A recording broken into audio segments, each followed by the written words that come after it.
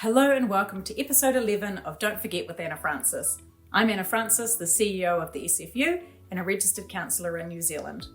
This video series is all about sharing my thoughts, ideas and reminders about things we so often and easily forget when we're learning solution-focused brief therapy. In each segment, I focus on one key thing that I hope helps you while you're on your learning journey on keeping your SFBT skills sharp. In this episode, I want to talk about asking the same question in different ways, rather than moving on to a different line of questioning or a different part of the diamond when our clients are struggling.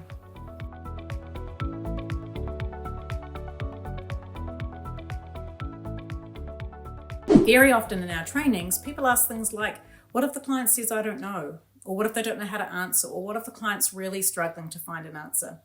And so on. It's important to remember in those challenging moments that there are many ways to ask the same question.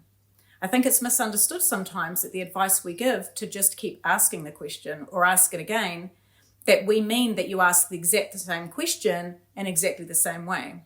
We don't mean that you just repeat the very same question over and over again. And what we find happens when this is misunderstood is it results in abandoning that line of questioning and going on to something else instead. So you need to stay put in the premise of the question, but just ask it in a variety of different ways. Now, there are a few reasons why this is so important. And one reason being that usually the initial best hopes question is where this happens. And so often the therapist will move on and talk about other things, abandoning getting a desired outcome with which the whole session is based on. Another reason is that when we give in, we inadvertently express to the client that they aren't capable of answering our questions. Or answering really isn't that important. So we want to avoid doing that. I do want to acknowledge, though, that it can be really hard to find other ways to ask the same question, but it's really important that we stick to it until we get an answer that we can build on, which at times requires us to be really creative and work extra hard. To put this in context outside of the therapy room, imagine you have a toddler.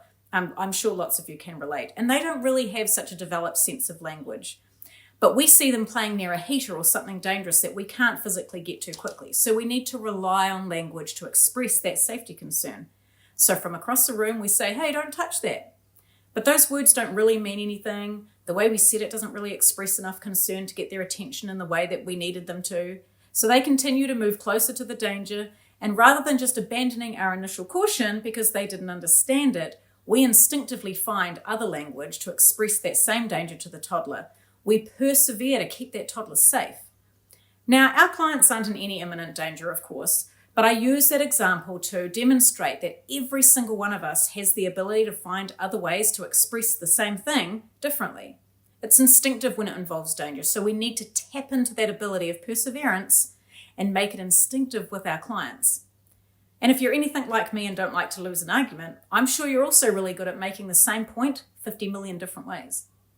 Again, it's persevering until it lands with the client, regardless of the reason of why they didn't easily understand the first time.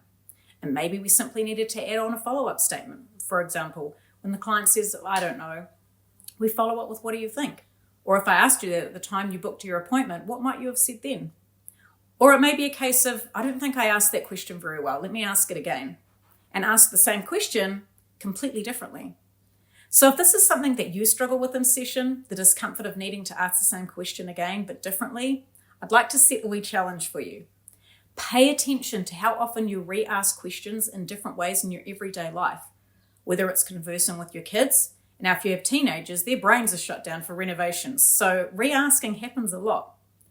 During a customer call, when you're trying to resolve something, with your partner who's not really paying attention to you properly, anywhere and everywhere. And when you see how well you can re-ask questions instinctively outside of your session, notice how you do that and bring those skills into your session and see what difference it makes.